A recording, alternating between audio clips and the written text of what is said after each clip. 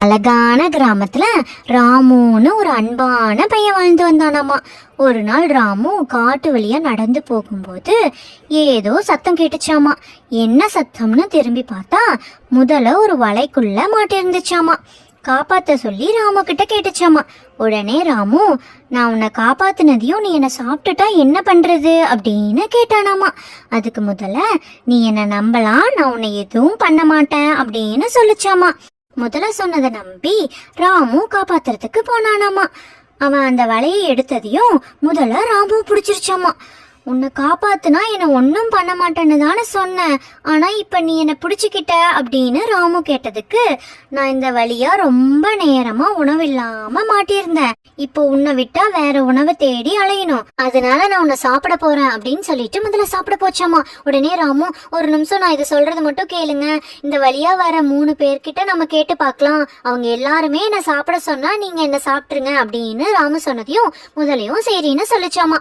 கொஞ்ச நேரத்திலேயே அந்த வழியா ஒரு கழுதை வந்துச்சாமா. ராமு கழுதைட்டு நடந்ததெல்லாம் சொல்லி உங்களோட முடிவை சொல்லுங்க அப்படின்னு சொன்னானாமா. அதுக்கு கழுதை, நான் என்னோட முதலாளிக்கு விசுவாசமா இருந்தேன், ஆனா ஒரு நாள் நான் கொண்டு வந்த மூட்டைய கீழே போட்டுட்டேன், என்னோட முதலாளி எந்த நன்றியும் இல்லாம என்ன அடிச்சு விரட்டிட்டாங்க, இந்த மனிதர்களே இப்படித்தான், அதனால நீ இந்த பையனை சாப்பிடலாம் அப்படின்னு சொல்லிட்டு கழுதை கிளம்பிருச்சாமா.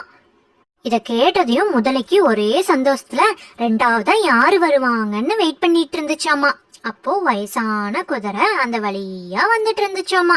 இதாவது நமக்கு சப்போர்ட் பண்ணி சொல்லணும்னு நினைச்ச ராமு குதிரை கிட்ட நடந்ததெல்லாம் சொல்லி குதிரையோட முடிவை சொல்ல சொன்னானாமா. அதுக்கு குதிரை, நான் என்னோட சின்ன வயசுல இருந்து என்னோட முதலாளிக்கு வேலை செஞ்சுட்டு இருந்தேன், இப்ப எனக்கு வயசானதையும் என்னால எந்த வேலையும் செய்ய முடியாதுன்னு என்னை விரட்டி விட்டுட்டாங்க, மனிதர்களுக்கு நம்ம எவ்வளவோ பரவாயில்ல, இந்த பையனையும் விட்டா இவனும் இப்படித்தான் வருவான், அதனால அவனை நீ சாப்பிட்டுரு அப்படின்னு சொல்லிட்டு கிளம்பிருச்சாமா.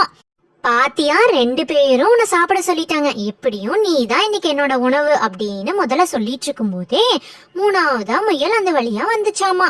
மனசுல பயத்தோடையே ராமு முயல் கிட்டையும் நடந்ததெல்லாம் சொல்லி முயலோட முடிவை சொல்ல சொன்னானாமா.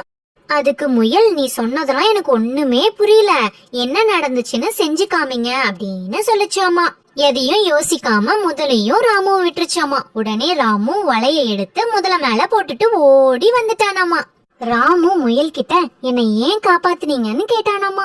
அதுக்கு முயல் சொல்லிச்சாமா, நான் ஒரு நாள் அடிபட்டு இருந்தப்போ அந்த வழியா வந்த உன்ன மாதிரி குட்டி பையன்தான் என்னோட காயத்துக்கு மருந்து போட்டு சரி பண்ணான், எல்லா மனிதர்களும் தவறு செய்யறது இல்ல, நல்லவங்களும் இருக்காங்க, நீயும் நல்லவனா வருவேன்னு தெரியும், அதனாலதான் உன்னை காப்பாத்துனேன்னு முயல் சொல்லிச்சாமா.